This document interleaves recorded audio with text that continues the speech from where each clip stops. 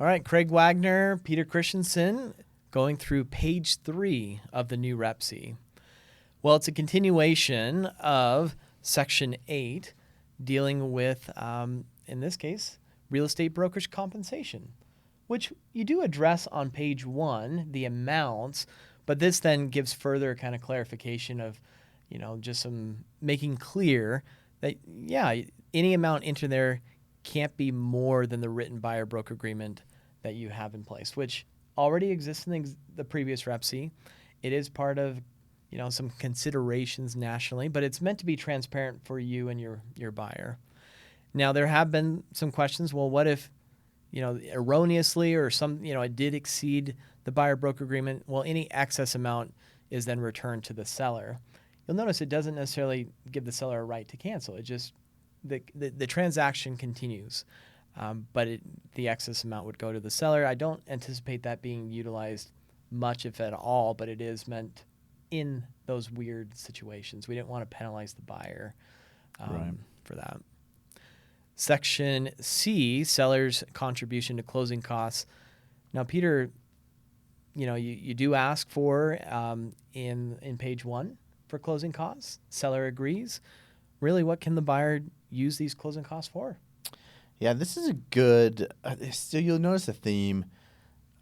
Some of the changes there, we've pointed out already a couple of really substantive changes, but a lot of the changes are kind of explaining what we think the practice is already and trying to take an argument out of it, clarifying a little more to eliminate arguments over strict definitions. And so This is one of those cases where what is a closing cost? Well, ask 10 different people, you get 11 different answers. And so that's kind of an old man joke, isn't it? Yeah, yes, I got that from an old man. Because one of them might give 2, right? That's right. Perfect. That's how you get it. I like it. You're sharp. Okay, so what are we talking about here? Well, when we list out like examples of what is a closing cost, and then somebody has something pop up that doesn't fit exactly but kind of fits, sometimes the buyer will see it one way and the seller will see it another. And so it really just says, hey, here are some examples of some things, but then at the end it says any unused portion of seller's contribution may, at buyer's option, be applied to any costs or expenses permitted by buyer's lender, if applicable. And then it does give another, including a reduction in the purchase price, and then it survives closing. So really just opening it up, saying, seller, just count on whatever you've pledged there being used by the buyer. If it doesn't fit one of the list items, finance costs, closing costs, prepaid escrow, some of the stuff that's listed out in the beginning, they still have the discretion to use it in another way if it relates to a cost to the transaction and it's permitted by the buyer's lender, which is really underwriter, right? It doesn't run afoul of any of the underwriter guidelines. Exactly. Perfect. 8.3, skipping down to E, rental deposits, prepaid rents. Just one word was added where it talks about any of these agreements, short-term rental bookings, long-term leases, shall be paid, transferred, that's the new word, or credited by seller to buyer at settlement. The main emphasis is just to kind of build on that existing language that, look, now the new owner is entitled to those accounts with regards to any of those benefits that come from the rentals of the property after closing. Right. Skipping down to 8.3 H, this is an entirely new subsection. Seller's personal service agreements. So this section really deals with just exactly the title heading. Any personal services agreements that are obviously personal to the seller, buyer's not obligated to assume those. And then it gives kind of a list, not an including, but it's not an exhaustive list, but gives some examples like property management agreements, short-term rental management agreements, security system agreements, pest control, just these things that are personal to the seller that maybe they had thought that the buyer would naturally assume. Well, don't assume that. It's something that they would need to negotiate Thought if the or buyer. hoped. Yes, yeah, for Right. sure.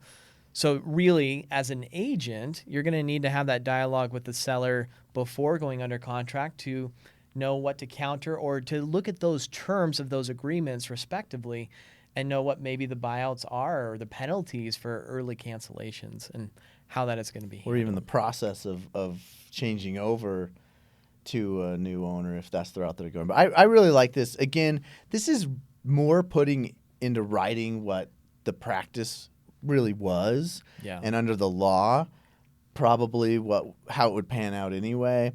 But just keep in mind that you've got to sit down with your seller and address any of these ongoing contracts. If it's a long-term pest control contract or lawn care contract or solar or water softener, whatever the case may be, a security system, stuff where you've engaged in a long-term contract, it's not assumed that the buyer will pick up the terms of that contract and be obligated to it. So you got to factor that in. If there are costs that come with it, you got to know. We're trying to really trying to help people think in a net way with this contract. Even how that cover sheet is formatted is what are you going to get and what are you going to pay, and so this is going along with that theme of like, hey, you got to deal with this. If it's going to cost you money to buy out that solar contract, if they're going to have to remove equipment, you're going to need to know about all this. You're going to need to do the repairs. You're going to need to convince the buyer to take on the contract if that's an easier way to handle it. Or you're going to end up paying for a service that the buyer's going to get if they want. And seller, you may be on the hook for it and use that as a selling point. I don't know. Yeah. But have a conversation and see what needs to be done before the home is sold. Excellent. Section 9, settlement and closing. Obviously, this is newly located. It's no longer in Section 3 of the REPC. So settlement, 9.1, the definition has not changed. It's the same. 9.2, closing, the definition of closing has not changed. It is the same.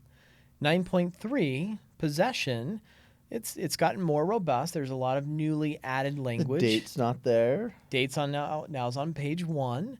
9.3, the new language that's added is meant to be preemptive. We really hope that this clause or this language never gets utilized. That would be our hope. We would hope that any sort of rental of the property after closing is negotiated, both buyer and seller are on the same page, and that the contract reflects the understanding of the two parties. But there are instances, potentially, where a seller decides on their own, maybe their own replacement property isn't finished, maybe it's new construction, or they just want to blow through the dates, and there's really not clarity as to what happens. Now there's language in here that maybe apprises both the buyer and seller. Well, there is a potential penalty that the buyer could pursue should the seller detain the property after closing without having that rental agreement in place. So the default, there's language here, and you can fill in a dollar amount that's higher than this, but the default is it's going to be $300 per day, and that's going to be part of the calculus for the treble damages. So really, you triple that, so it's going to be closer to $900 per day, at least that initial fee. And it's not meant to be, hey, here's rent. Like, I can go ahead and just continue to rent the property. I just have to pay you this dollar amount. No, this is meant to help the buyer should they now incur damages to potentially go to court should they have to, which we don't want that. Like, this isn't something that anyone wants, but it may cause a seller pause if they do decide, oh, maybe I should just move out because that's what I've agreed to in the contract. Because this provision would now give them some additional consideration.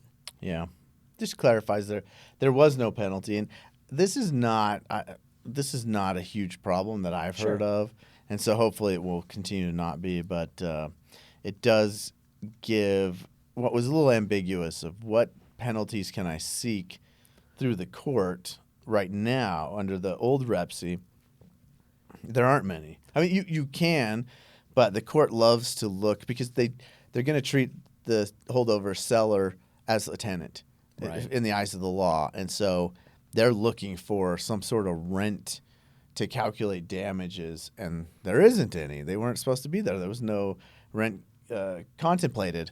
And so this gives the court a penalty to start with. Here you go. Here's the amount. And the funny thing is you could put 0 in there to make your offer look good, and it's still going to be $300. It's still going to be $300. Yeah, for sure. So that's kind of funny. Yeah. Okay, Section 10, title insurance. Obviously, this has been relocated. So you're going to have to relearn like where the respective sections are. And I know that's going to be take a minute. Take a minute because I'm like, oh, this is Section 6. No, Yeah. it's now in Section 10. But the language in 10.1 really is the same. Yeah. So that's the end of page 3 of the new REPC. See, they're getting easier by the video.